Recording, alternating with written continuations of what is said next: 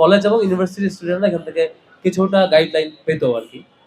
এরকম আজকে এখানে দেখবেন অনেকগুলো সায়েন্স কেন্দ্রিক বই আছে, উপন্যাসের বই আছে, গল্পের বই আছে। তারপর হচ্ছে ফিকশন, নন ফিকশন বিভিন্ন ক্যাটেগরির বইপত্র আছে।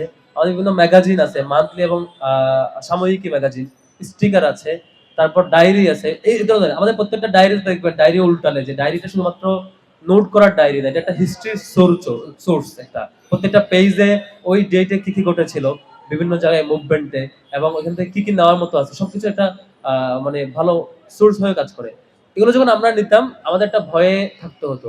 আমার এখনো মনে পড়ে যে আমাদেরকে শিবিরের ডায়েরি ইউজ করছি বাট ডায়েরির উপরে যে অনেকগুলো ইন্ট্রোডাক্টরি ডিসকাশন ছিঁড়ে ফেলে দিতে হতো যাতে এটা কেউ উল্টালে বুঝতে না পারে এটা শিবিরে নেই।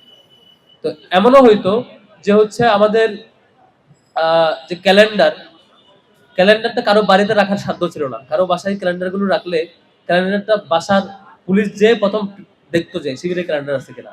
অথচ এই ক্যালেন্ডারে কি আছে? ক্যালেন্ডারে আছে শিক্ষা ব্যবস্থা নিয়ে রিকমেন্ডেশন। যেমন এবারে যেমন প্রযুক্তি নিয়ে রিকমেন্ডেশন আছে।